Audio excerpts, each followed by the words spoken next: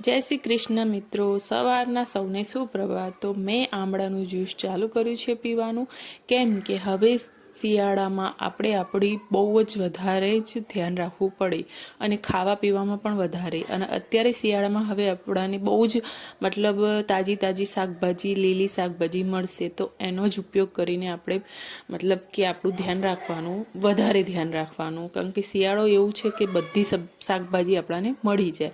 પછી બપોરે મેં પાલકની જ શાક બનાવ્યું હતું અને સાથે ભાત વઘાર્યા હતા। એવી રીતે મારું બપોરનું જમવાનું બનાવ્યું હતું।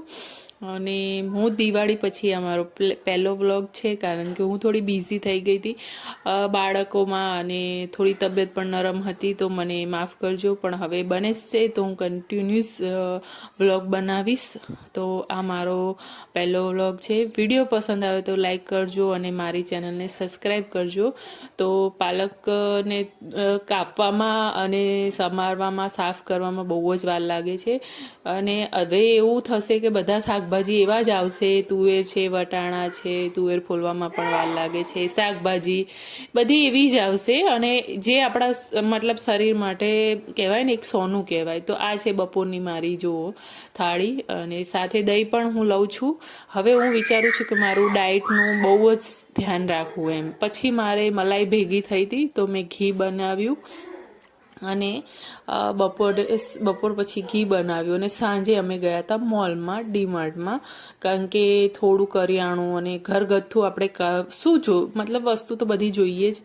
તો મારા નજીકમાં હોય જ મોલ, બહુ જ નજીક છે, કહેવાય ને કે ચાલતા જઈ શકાય એવું। એટલા માટે હું બહુ ઘરમાં વધુ વસ્તુ ભરીને નથી રાખતી, જેટલું જોઈએ એટલું લઈને આવું છું। તો મહિનામાં 2-3 વાર તો હું મોલમાં જઈને જ આવું છું, બાળકો પણ ખુશ થઈ જાય।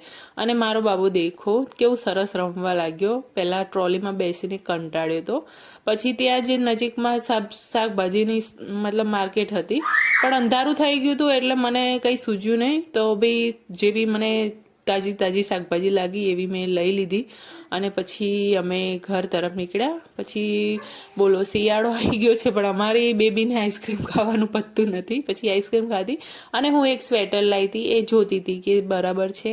અને આ બધું હું જે પણ મતલબ કરિયાણું લાવી એ તમારી જોડે ફટાફટ શેર કરું છું। અને પછી શાકભાજી લાવી। તો મારો વિડીયો પસંદ આવે તો લાઈક કરજો, ચેનલને સબસ્ક્રાઈબ કરજો।